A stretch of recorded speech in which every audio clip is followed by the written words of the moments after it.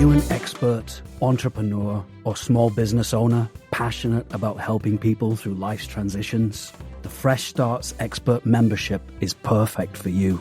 For just $55 per month, this dynamic membership is designed to boost your business and amplify your brand. Fresh Starts is here to provide you with business development, marketing, coaching, networking, publicity, community engagement, and more. With an SEO-optimized profile, exclusive press opportunities, and weekly co-working and business coaching sessions, you'll connect, grow, and gain visibility like never before. Are you ready to elevate your brand? We can't wait to work with you. Visit freshstartsregistry.com and become a Fresh Starts expert today.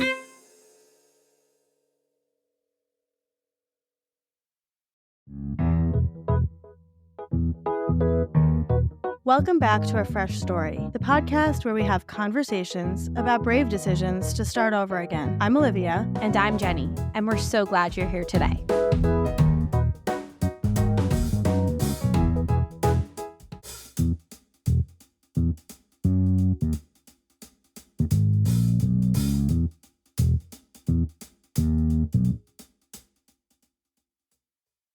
So today we have Michael here. Michael is a content creator and he's an advocate dedicated to promoting equity in household labor and care tasks.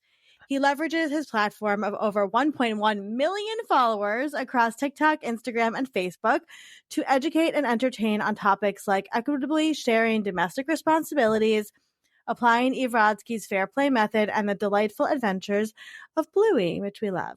Alongside his advocacy, Michael cherishes his role as a partner and father, weaving his personal experiences into his mission for a more fair and loving home life. And I will say a couple of things. We found you from our dear friends Laura Danger and Crystal Britt.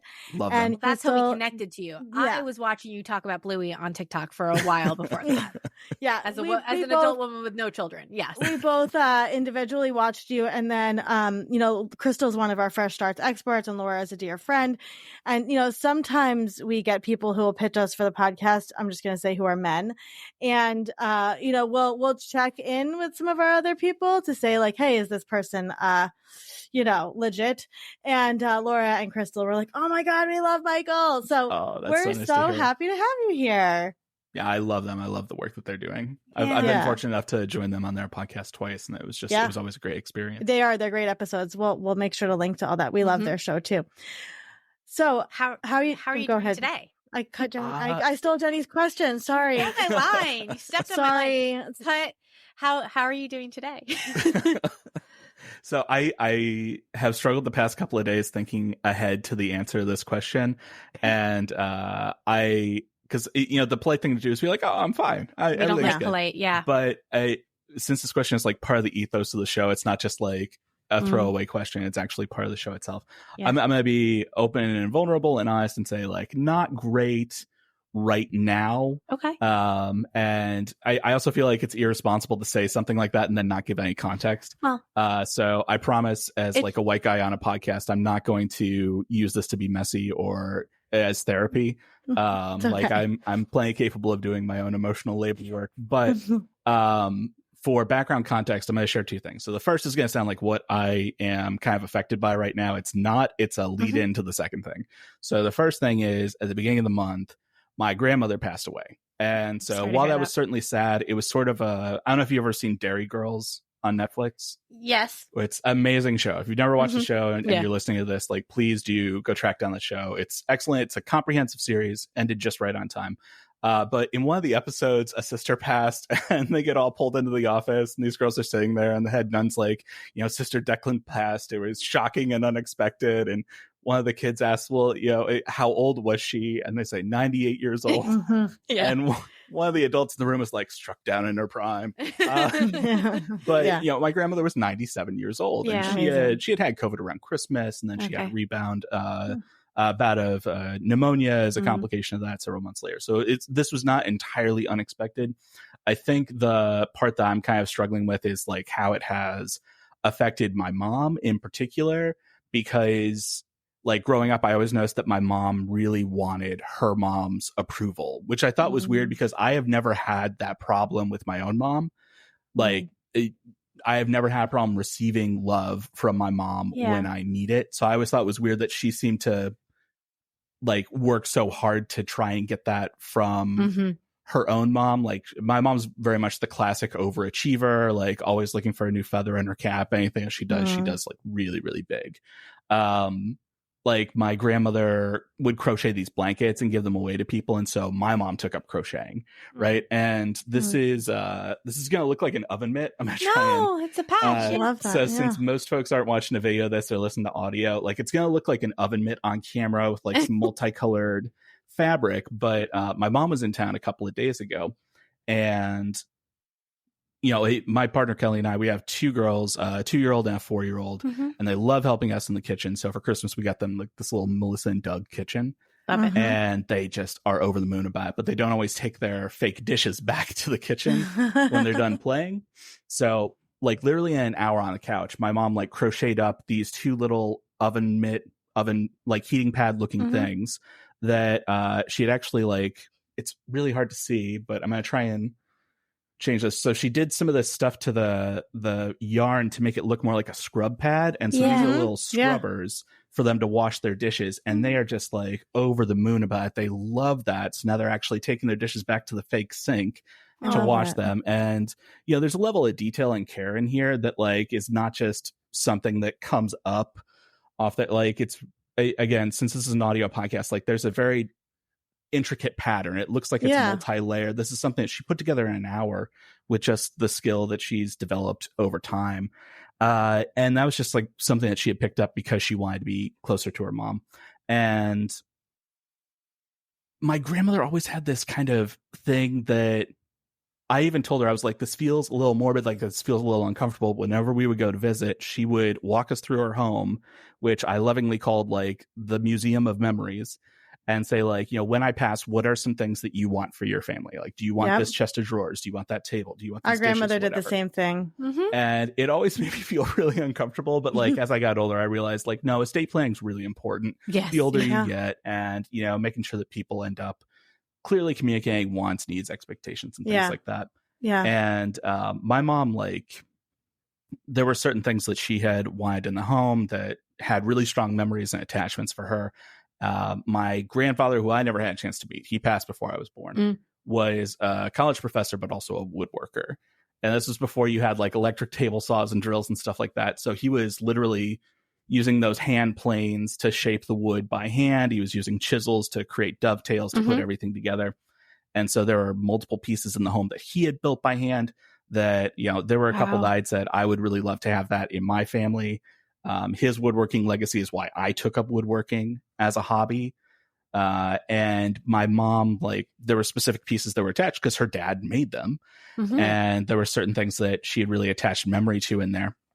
And my mom's like always been very involved with her mom. Like, if anyone's listening to this and your kids love you half as much as my mom loved her mom, like, you are in a very fortunate position, just to give you an idea of context. Even down to like, my mom called her multiple times a day, would chat with her, like, just make sure she was okay. She had everything she needed, like, just to talk, things like that. And when my grandmother passed, my mom was already going to be in town anyway to help another family member out with a surgery that they were having. So she helped plan out the graveside service. And the next day she went to my grandmother's lawyer's office to get a copy of the will to find out like what were the intentions of the estate and stuff. Okay. And that was when she learned that, is it okay to keep going? We'll just keep going. Yeah. Okay. And so she went to go get a copy of the will. And that was when she learned that the only mention of her in the will was to specifically disinherit her. No. From any part of the estate. Okay. Well, now I'm upset we kept going because Olivia's going to, okay, I have so many questions. We might have to bring you in for a second episode to talk about what you came to talk about, but oh my God. Yeah, it was just like a brutal realization. And not only that, this was done in 2020 or 2002. So for 22 years. She let her take care of her, love her. And was, and I'm sure that some folks will hear this and be like, oh, you know, they're probably upset that they didn't get money or whatever. No, like it's not that. about that. Like, she wasn't a wealthy person. It was, you know, you have the way I put it is it's like saying like, I don't want you to be the steward of the legacy or memory behind these objects or something like that. And I see how that's impacted my mom, and that's kind of like what's really been a struggle for me lately, because I would never do that to my kids, and I know my mom would never do that to me or my sister. And it was just like that was pretty brutal. So it was weird going from I'm sad that my grandma passed to my grandma was kind of mean. Like what happened here? I thought this was a completely different person. I have questions. Can we dig in on this a little bit? Okay. Yeah, absolutely. So you mentioned that you felt no issue getting love from your mother, and so it was a little confusing for you why your mother. And I would say your mother rained love on you because she understood what it was like to not have love rained on her. Yeah, that feels very connected to me. What was your relationship like with your grandmother when she was alive? That was the weird thing. Was she was a very loving person. If anything, she asked that I would call her more, you know? Yeah. And we always had a really positive relationship. There was never any bad blood. I can't even remember us having an argument or a fight over the years. I don't even remember her like having to sharply reprimand me or anything like that when I was a kid. Yeah. So it was just, it felt very out of left field to learn all this. And I've just really kind of been struggling with that juxtaposition of I thought I knew this person and they turned out to be very, very different.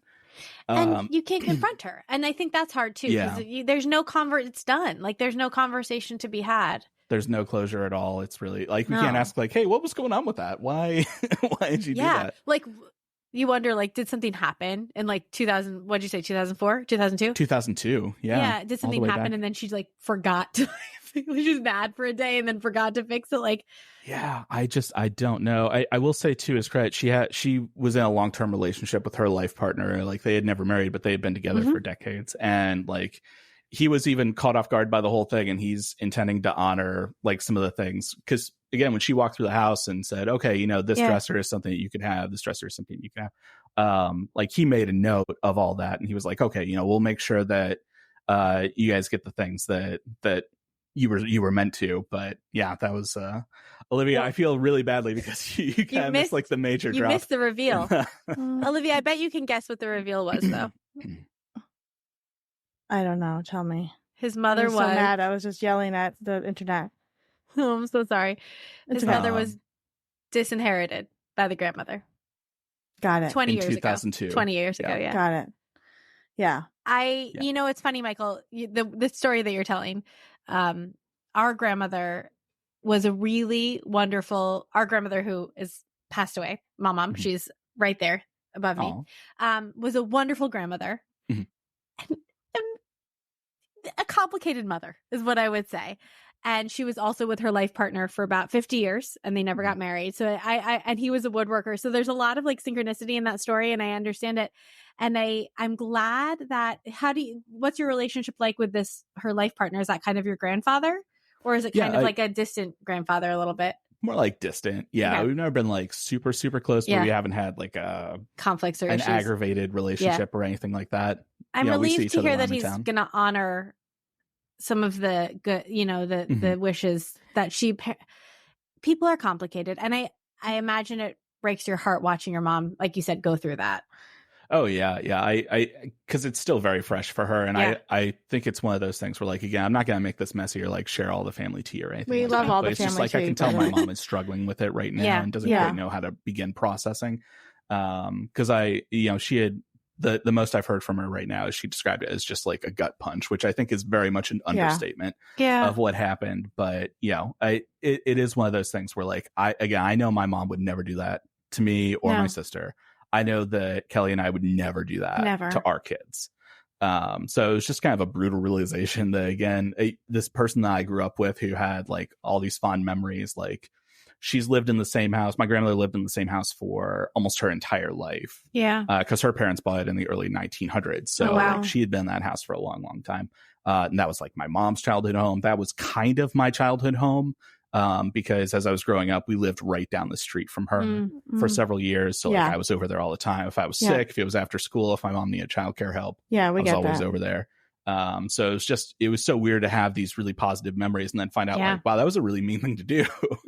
And, even in Ohio, if you disinherit your child, you are also disinheriting all of their children.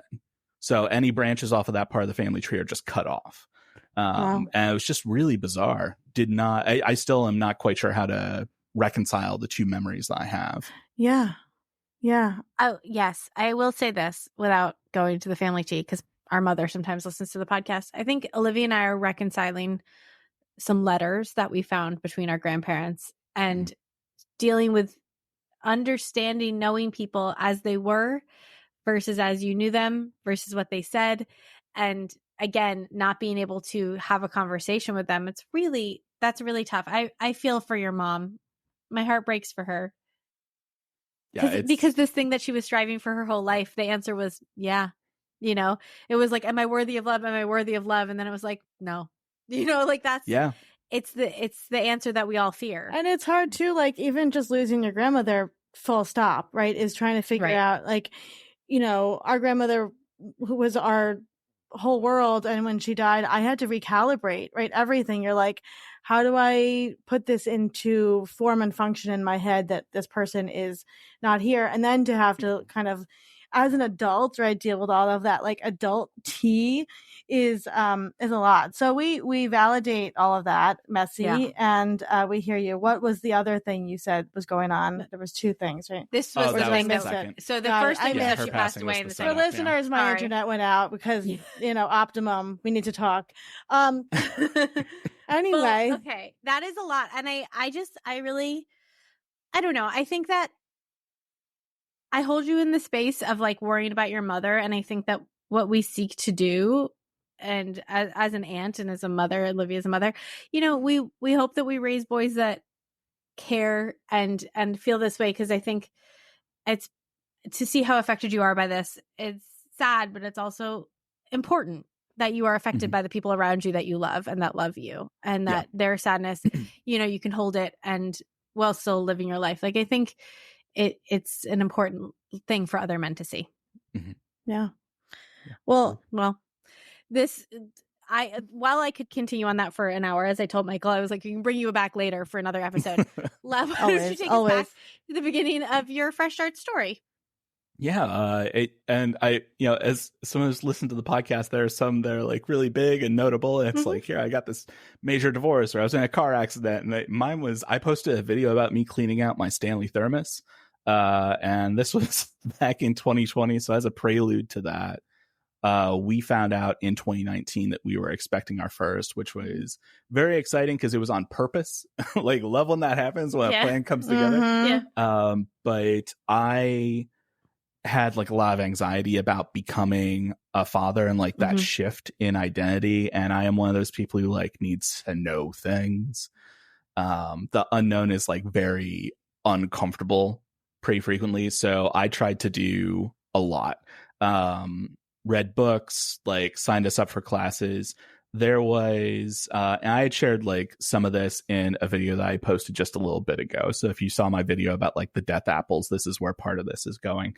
But there was this class that I had taken that August called Boot Camp for New Dads. And this is another thing like Fresh Starts Registry, where like any chance I get, I try and promote this program, because if you're going to be a new dad, Boot Camp for New Dads is a really strong starting point. It's like a 3-hour class just for dads.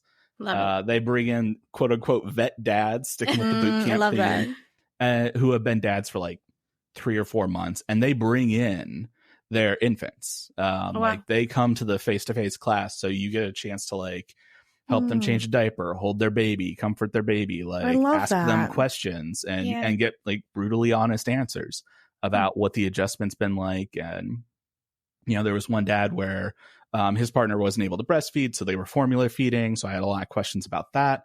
And just, it was so interesting to have that experience where it was like, this is a space just for dads, where I finally had a chance to like connect with dads. Because a lot of the classes were very like mom centric, which I think is a bit of an indictment of men in general. But it was just nice to have that space where there were like other dads in there who were also trying to struggle to figure out their identity and what that shift was going to look like. And I love the class so much that I had talked to the guy who led the class and volunteered to be a veteran dad. So we had scheduled that for like the following April. That was when I was going to come back and be like a vet dad, because we were due at the very beginning of February. And everything went pretty well. Like my partner had, it wasn't like full blown hyperemesis, but it was like enough that she was on anti-nausea meds, and all she wanted was to take a hot bath and take a long nap. That was literally all she wanted all the time. Just quiet, nap, bath. Yeah. And so I was like, what is like a big thing that I can do to get ready? So I was in a local woodworking course. And I was in that wood shop like 3 nights a week, and I built our first daughter's crib. I feel very guilty that I was not able to do this for our second daughter, but like my partner had full-blown hyperemesis the second time around, and we also had a kid. We're going to absolve you of that one. Yeah. Can't disappear 3 nights a week. Sleep in the same crib too. One goes out of the crib, the other goes into the crib. It's kind of like transfer. Yeah. But I went out and like built the crib and everything. And for context, my partner's an ICU nurse, and she had let me know kind of like through work stories that sometimes like if a patient passes, which does happen in ICUs. I mean, if you're in an ICU, it's because you need intensive care. It's because you need more focused care because your body is at risk of doing something bad.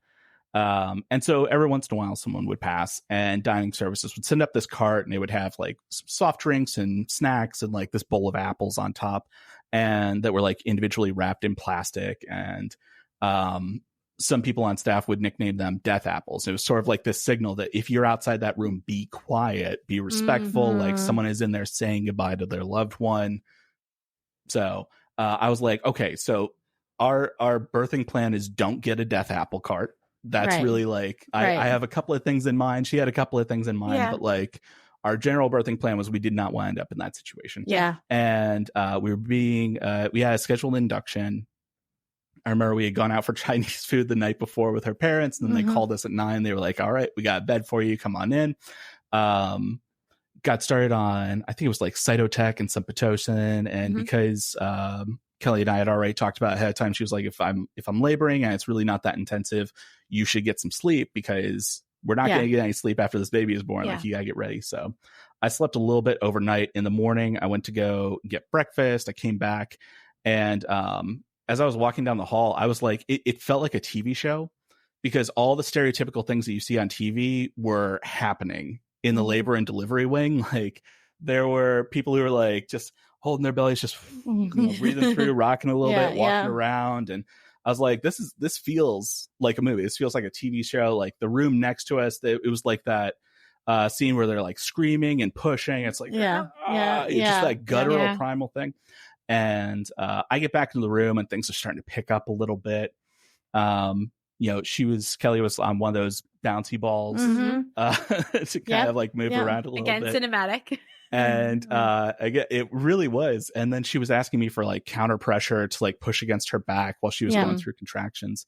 And I was like pushing so hard. Like I was just kind of like holding my fist there and like trying to push against the contractions, that like my arms were starting to get that jelly thing. Right. Where they just like, you're like, I'm losing control of my own muscles. So I had literally like, I had to change gears and like tuck my fists in like this and then just like lean my entire body against her while she was going through contractions. And like, that's how intense it was. And eventually her water broke. And I was trying to think back to the dad class where it was like, there was an acronym for like tacos, like time, amount, color, odor, like, and I was like, okay, like, where are all the things? And while I'm trying to remember, the nurse just casually takes out one of those pH balance test strips and like dips it in the fluid on the floor. And I literally put this in the video that I posted about this story, but it was like that scene from Hamilton. It's like, I wasn't aware that was something a person could do. Like, I just did not expect that was what happened. I never knew that. And like, she was like, okay, everything looks good. Like, things started to progress. But the pain was picking up a little bit, so the birthing plan shifted. Kelly was originally aiming for like an intervention-free birth, but decided that she did want an epidural. So I remember the anesthesiologist came in to get her consented out so that he could bring in the stuff and basically install the epidural. I know it's not an IV, but I don't know what to call it, to be honest with you. It's a needle. It's just, it's basically a needle that's going to put like a drug around your spinal column. to help make your legs feel like jelly. Is my best understanding of how an epidural works. But, you don't feel anything. He got in, he consented. He's like, all right, I've got to go to another room. I'll be back in 10 minutes. And then he didn't come back for 35 minutes. And he, this is why I asked if you swear on the podcast earlier, but like he came back in, he was like, I hope I wasn't gone too long. And Kelly was like, it was too fucking long. She was in a lot of pain Kelly. by then. Yeah. But they got the epidural placed. Everything's fine. She's starting to feel a little bit better. And I was like, okay, you know, maybe we're going to have like a little bit of plateau here. Everything will be fine. And our nurse decided, no, this is birthday party day. So we're going to have a birthday party. And she brings out this thing that I have lovingly nicknamed the baby bringer, but it is this large peanut-shaped ball. And if you've never seen one of these, it's literally exactly what it sounds like. It's an enormous inflatable peanut-shaped ball. And if you put it essentially like between someone's like calves, legs a little bit, it's sort of like reverse scissors. Like it helps open up the pelvis a little bit, move things along. Okay. And Kelly had that for like 5 minutes. And was like, I feel a lot of pressure. Like, I feel like I have to poop. And in my head, I'm like, okay, she can't move her legs. How are we going to coordinate that? So I'm like game planning in my head. I'm like, okay, I'm probably going to need like 2 other people to help so that we can get to the bathroom and like make this happen. And like one person's going to have to lift you. And while I'm doing this, like the nurse just, you know, grabs her Vocera and she like pages the doctor and she's like, we're in room 212. We feel like we have to poop. And the doctor says, okay, I'll be right in. And I was like, oh, good. You know, help is coming to help, like make sure that she can go to the bathroom. And 6 people showed up 30 seconds later, like dressed for war. The room was a transformer. I did not know this. The room was basically Optimus Prime.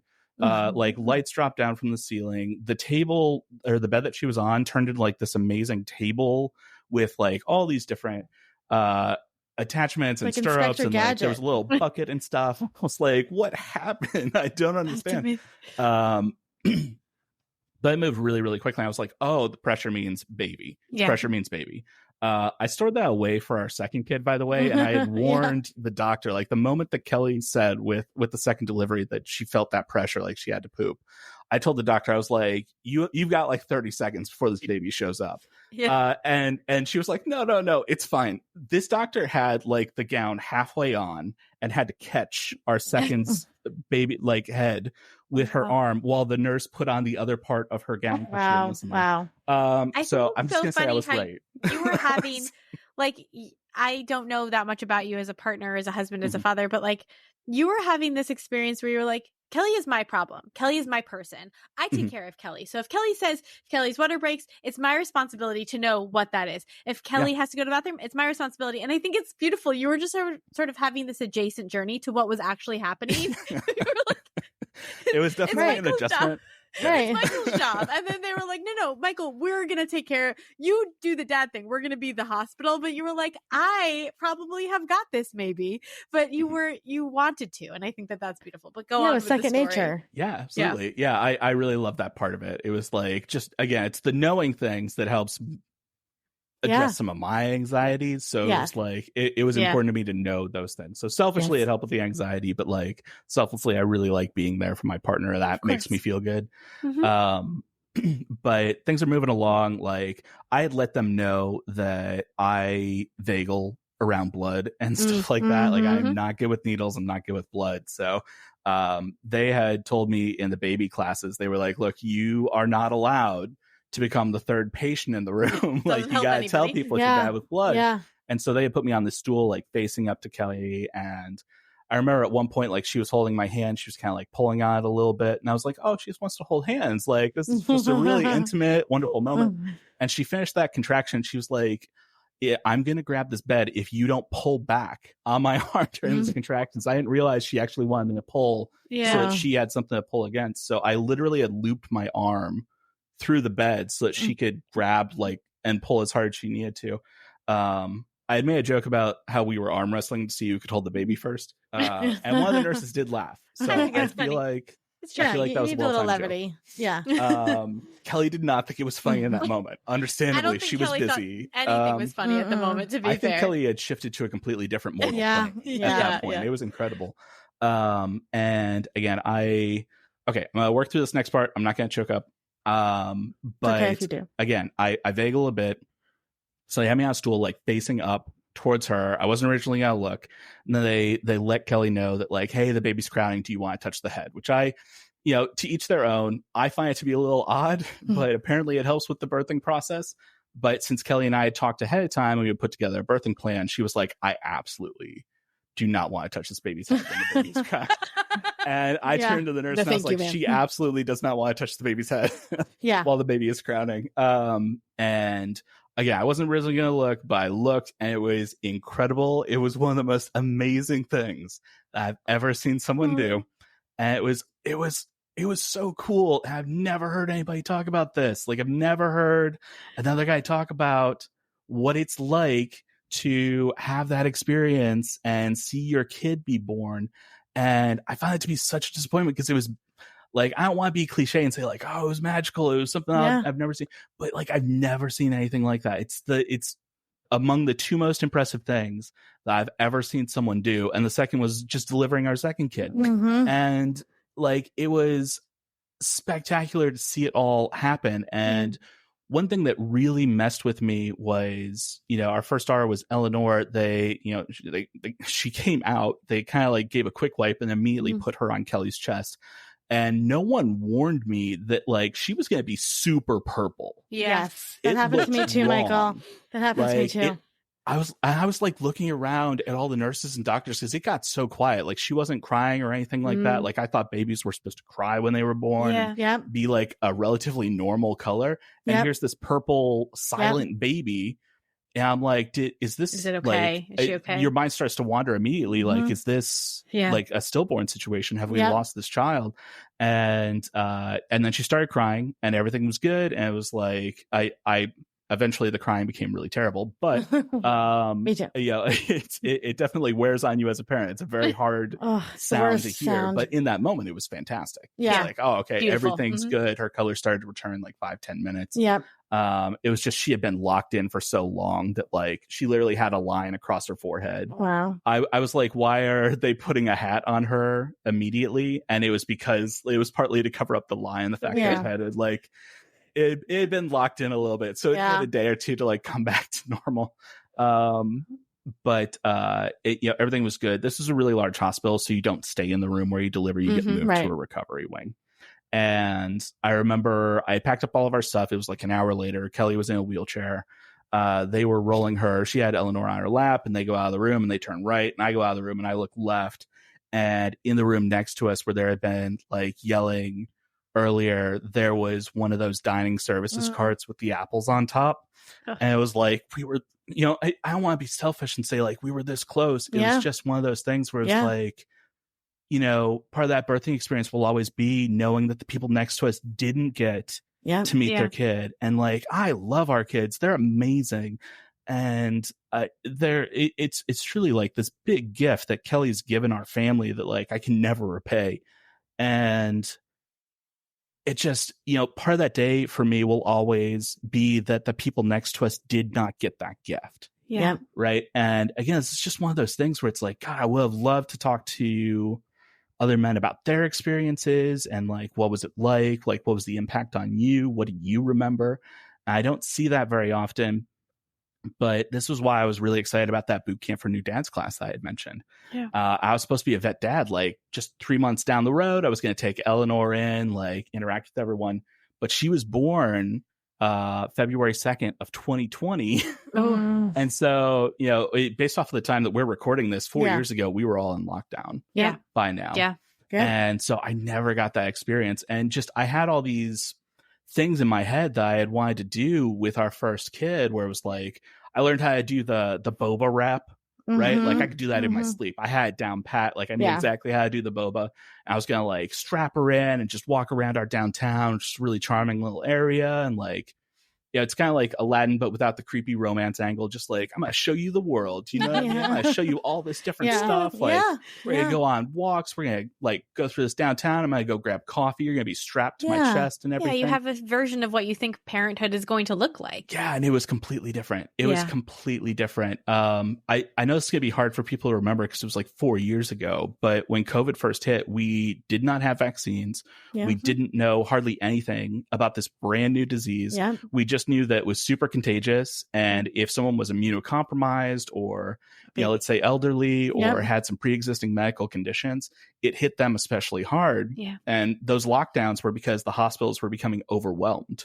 Yep. I remember there were even complaints where people are like, oh, you're going to close down all these businesses and tell people they have to stay home, but you're going to leave the ABC stores, the liquor stores open. It's like, yeah, because if alcoholics go through withdrawal, they go to the hospital and then you're overwhelmed. So it's like this weird thing. No, it was horrifying. It was so scary. Yeah.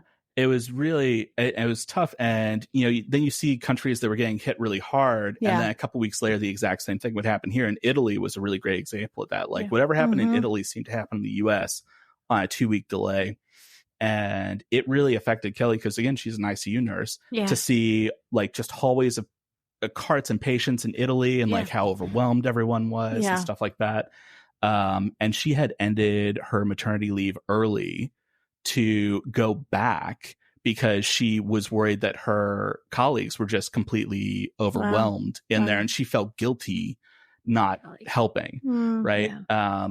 And I think I might have mentioned this earlier, but again, working in the ICU, like your body's not in great shape. Like you're in the ICU because you need intensive care. And throughout the year, like patients would pass. It happens in the ICU. Like you're already there for reasons that are probably not great. And so every once in a while a patient would pass. But her job was on the ICU flex team.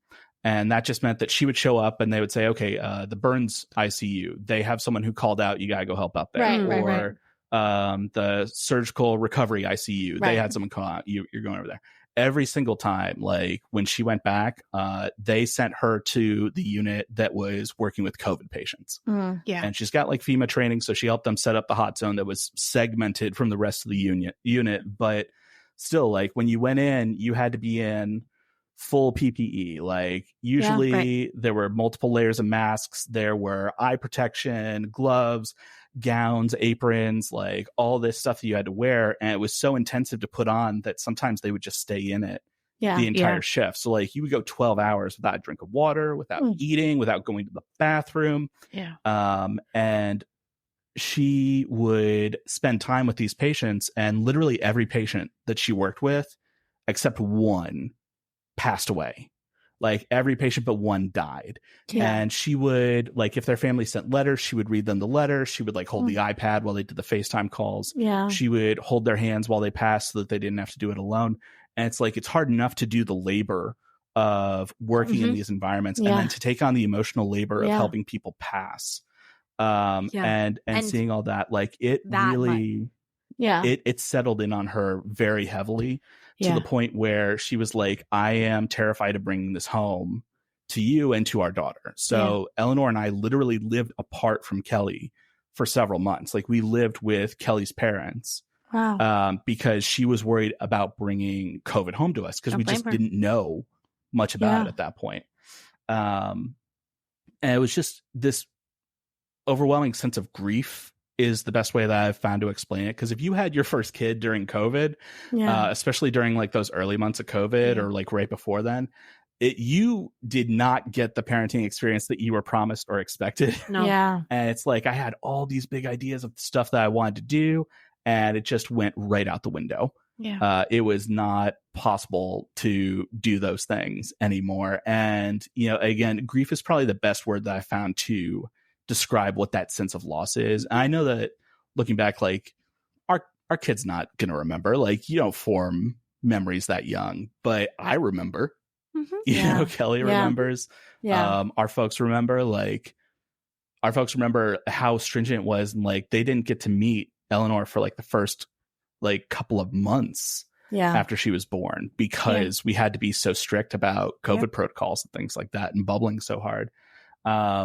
And so this is like leading me up to the actual answer to your question, which is later that year, I was just looking for an outlet. Like before COVID had hit, I did have a day job at a university, but I would also do like these presentations and trainings and stuff like that. I love being in front of people and working with an audience and working with a crowd.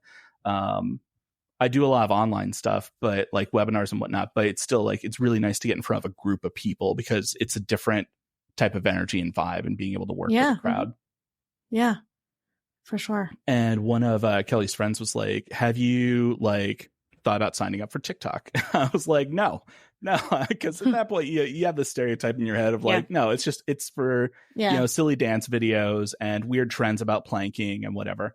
TikTok really owes a great amount to COVID. It does. It does. That's why indeed. I got on too. I mean, I'm not a creator, but that's why, and we've found so many amazing people through it. So it's pretty incredible. And Kelly's friend convinced me to actually sign up for it and taught me how to kind of like let the algorithm know pretty quickly what I do and don't want to see. Right. And so 2 days in, like the For You page was actually looking more along the lines of, it's like, oh, hey, here's stuff about like foraging and homesteading. And for some reason it thinks I'm really into Dungeons and Dragons, which, then 2 days later, I'm like, am I really into Dungeons and Dragons? It's like all the women that were like, TikTok thinks I'm a lesbian. Am I a lesbian? They were like, I'm a lesbian. Oh, so where did you fall on Dungeons and Dragons in the end? I still haven't like engaged in actual session, but I do enjoy watching the episodes with Kelly. So we sometimes watch like D20 or what's the other one? Critical Role on YouTube. And some of the D&D themed shows that have come out of that. Yeah. So have not been an active participant, but an enthusiastic observer. Good storytelling. Yeah. And eventually I was like, okay, I missed the presenting part. Like, let me just put together a video. Like, what's something interesting that I could share? And I had like one of these big green Stanley thermoses, like the big like 24-ounce ones that you would brew a big pot of coffee in, you throw it in, drink it throughout the day, like, a 1950s construction worker. Yeah. And it gets like tarnished over time on the inside. Like you can try and wash it, but eventually it's going to build up because it's coffee over there. And a coworker had taught me like how to clean it all out and descale it and whatnot. And I was like, I'm just going to make a video about that. And I randomly made this video about cleaning out a coffee thermos, and it picked up 220,000 views. And I was like, that is more people than I've presented to in the past decade. Yeah. And I was like, okay, so if you have something interesting to say here, there's a chance that people might actually see it. And I started to spend a bit more time talking about things that were important to me, talking about things that I thought were interesting and worth sharing. If you have followed my account for a while, you probably noticed that I don't post all that often. And part of that is because I don't like to churn out content. Yeah. Like I'm not a full-time content creator. I really just like to post when I have something to say. Yeah. And so far that's been a successful strategy. Yeah. But even stuff like, what we talked about at the beginning with my grandmother, I've posted, I think, once in March. Yeah. And really it's just like, I have not been feeling very motivated to do stuff just because of everything else going on. Yeah.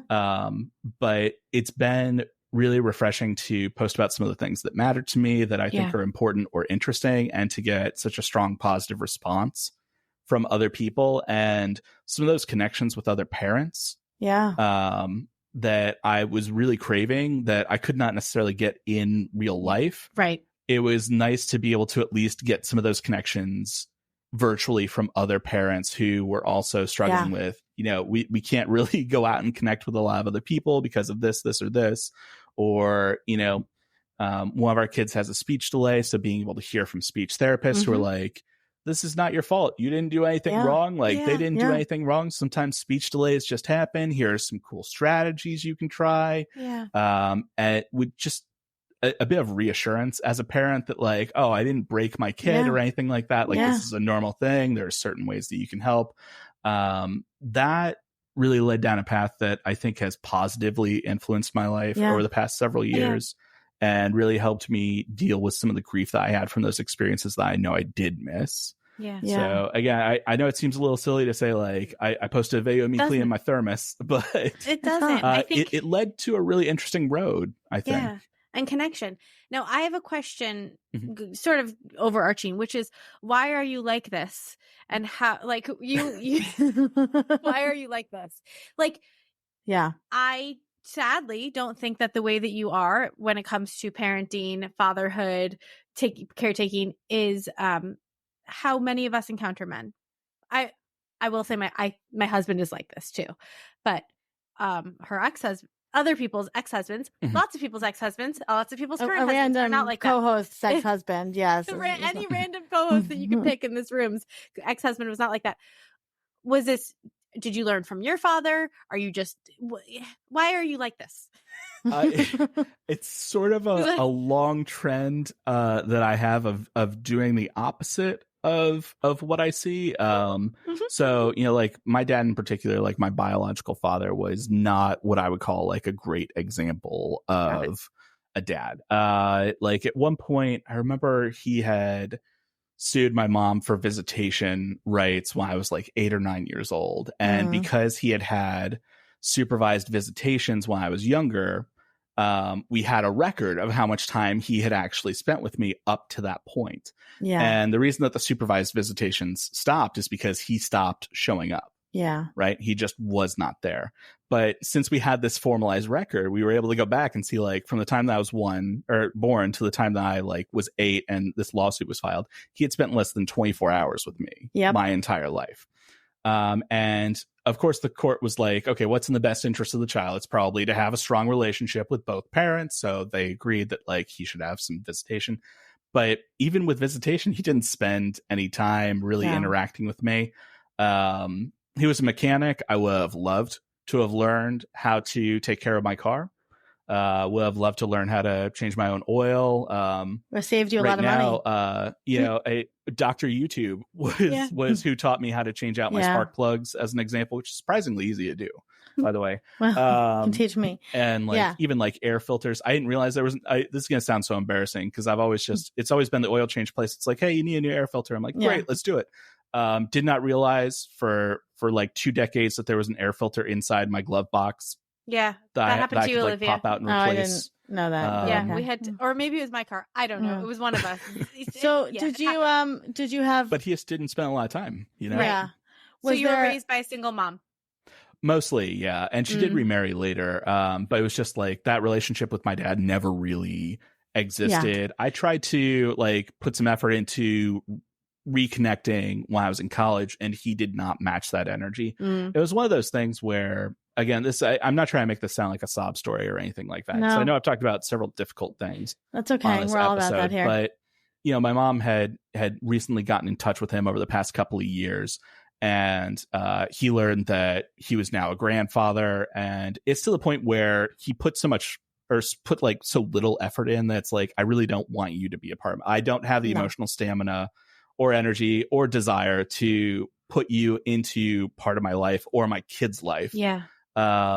And so like we are done, like that part of life is closed. And my mom's like, you know, he's been diagnosed with stage 4 lung cancer. Like he's only got a couple more years to live. And I just remember the saddest part of that news was realizing, you know, I hope this doesn't sound callous, but realizing that I don't care. Sorry. You don't know him. You know, it's, you know, sorry that happened to you, man. But like it does not have the emotional weight of a parent getting that diagnosis because he's not a parent. Do you know what I mean? No. So I've always tried to make sure that like the things that I do are the opposite of whatever I received. Now, and that's sort of been like my parenting philosophy as a father in particular. Which is what your mother did. Yeah. Yeah. I used to get her Father's Day cards. Because it was like, you know, you were. So... Oh, Michael, you have no idea what conversation you've stumbled into today. We can take it off record. Okay. And your sister is older or younger? Younger, about 10 years younger. How many years? 10. 10. So she's not the same dad. No, it's technically half sister, but she's my sister. No. I was just wondering what the relationship with her, like, because you know, when you go through it with somebody else, it's interesting. And you're close. You don't have to answer any of my questions. I'm nosy as hell. Your stepdad, do you consider him your stepdad, or is he like your mom's partner kind of thing? Oh yeah, I consider him a stepdad. And is he a good grandpa? Yeah, he's like pretty sweet and gregarious. Good. They live up in Wisconsin. We live in North Carolina, so we don't see each other very often. Okay. But, you know, on FaceTime calls, he's always like very engaging. Which I appreciate. So, and Kelly's folks only live about 40 minutes from us, so they're really heavily involved. They help watch the girls twice a week, so that like, because with Kelly's schedule, if you work in a hospital, you're usually working a 3 set of 12-hour shifts, and she works nights. So Thursday, Friday, Saturday, Sunday, she needs to sleep during the day. Yeah. So they help cover Thursday and Friday. I've got a traditional work schedule. Kelly's got the non-traditional work schedule. So they watch so that we can both pursue our careers, which we really appreciate. We would not be able to do it otherwise. No, it takes a village. It really takes a village. How did you and Kelly meet? It was, I jokingly say that our friend Al introduced us. That's short for algorithm. Because we met on OkCupid. It was like a dating app. I had been married once before and we had gotten divorced. We realized pretty quickly that the marriage was not really the best choice for either of us. It was, I lovingly call it the most chill divorce in history. I actually filled out the divorce paperwork so that she could file against me, because in North Carolina, if you are a wife filing against a husband, you can also get your name changed during the proceedings. And she had wanted to change her name back. So I was like, okay, here's the paperwork you have to file. You filed this at the courthouse, and then you can get your name changed at the same time. So it was very amicable. We didn't have kids, like barely had any properties split. So we both just wanted to keep our own stuff. It was super easy peasy. And so after that, I was like, I had some time to myself, and I was like, okay, I am looking for that connection with someone else again. Like, where is that going to be found? And so, one of the OkCupid success stories. I know you had somebody on a week or two back about dating apps, and they do have an incentive to not pair people up. They do. I was fortunate it worked out. Yeah, it does. Was it the app or was it the website that you were on? OkCupid. Because I do think that there was a change. The app. There was, and like OkCupid was a little bit sort of regressive in a positive way. I think like it took Match and OkCupid a little bit of time to like catch up to whatever Hinge and Bumble were doing. Because I know like Olivia met her ex on Match.com, which was, complicated in its own ways, but that wasn't, that had nothing to do with Match.com. Like it had to do with other reasons. That just had to do with his personality disorder. But I wanted to say, Michael, I think that, I have two sons and they remind me a lot. My older son reminds me a lot of you, very much of you. He is also getting into Dungeons and Dragons. That is like in a lot of ways my partner, right? It's like he was, we went through a lot together, and it's so important for boys to have representation of men in this world who are good, kind, smart, funny, loving men. And it's really hard because, so obviously so many men are trained to be sarcastic and kind of mean and, not care and all of these things. And it takes a lot of work. And I think that your mom did an amazing job, and I think that, like, I know from a mother's perspective, it is a daily process to teach consent and teach sensitivity and, like, don't touch your brother's butt again and again and again, as an example, and so it's like, No, I totally get it. Sometimes, like if the girls want to sit on my lap, sometimes they want to sit on their hands, but I don't want their hands on my lap. So I have to like redirect them so that they understand that there are boundaries that people can set with their bodies, and those boundaries are meant to be respected. But it's so I appreciate your vulnerability and your sensitivity and your speaking out, because I now have a platform. I can say, hey, this is Michael, and he's a great example of a man that's a great dad and a husband and a partner and all these things and a good human, right? And I think that there's just not enough representation for that. So I just am really happy that, you cleaned your Stanley thermos out and had your fresh start. Yeah. I would like that information. My very brief story about Stanley thermos is that I married an Englishman. And when we were first starting to talk, he said to me one day, and I think that one day, maybe in the future, we hadn't met up yet in person. And he said, I think maybe one day in the future, we can go play tennis in the morning and we can bring a flask with us. And I thought, oh my God, he has a drinking problem if he wants to bring a flask with us. And then later he was like, my dad always had a flask with him. I was like, a flask of what? He was like, tea, of course. And I was like, oh, we are having a miscommunication. And then I found out that the thermos he had, he bought at a secondhand shop. So we got rid of that and we got a new one. Yeah, thank God. Michael, if anybody's going through a fresh start journey, what would be some wise words you can impart to them? I used to be sort of hyper independent with things. I always felt like I had the best solution to every problem, and I might as well do it myself. And that is a quick road to failure. That's a very short road to failure. This is not always the strongest advice for someone who immediately finds them in a position of needing a fresh start, to say, hey, rely on your village, because if you haven't put the time and effort into sustaining that village, that can be certainly problematic. And there are certainly some other situations that can come along. Like if you are in an abusive relationship where someone has alienated you from your support network, at least knowing who you would call and ask for help is a very important thing. So my big thing has been learning, like, I don't have to do it all. I can accept help. And not only that, but I don't have to put conditions on that help necessarily. Like I remember, not to get off topic, but I remember the first time one of Kelly's folks helped load up the dishwasher for us.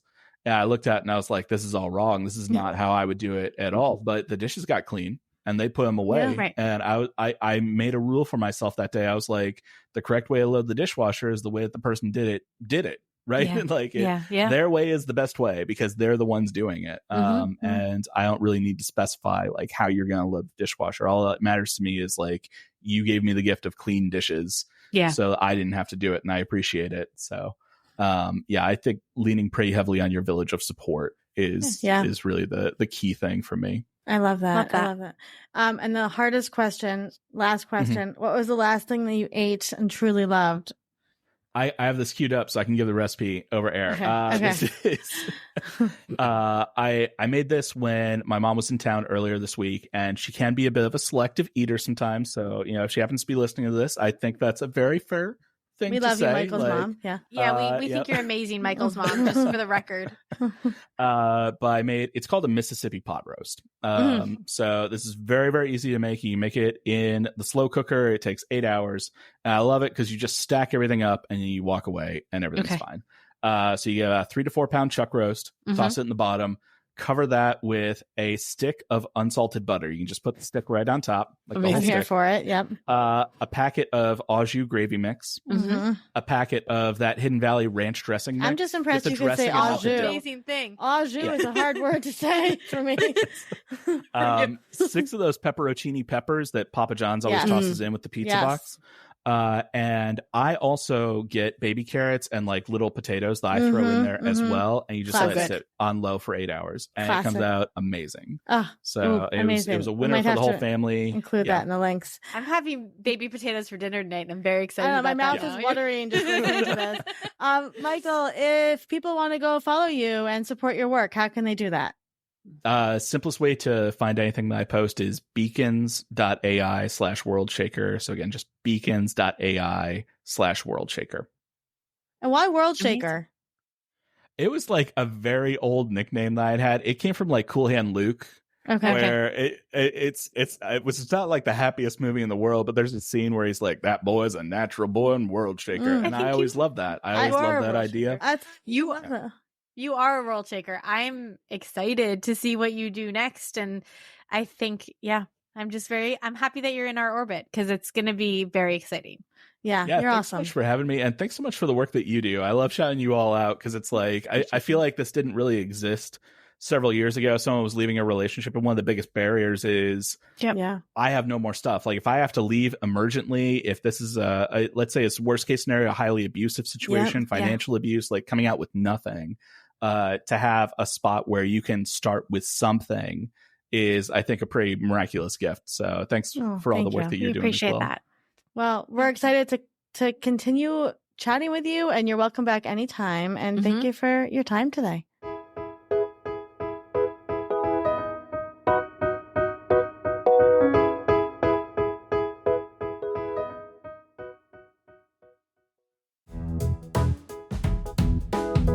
Thank you for listening to today's episode. A Fresh Story podcast is produced by Fresh Starts Registry, the first and only platform for everything you need to begin again, from home items to Hype Team and everything in between. You can learn more and read today's show notes at afreshstory.com.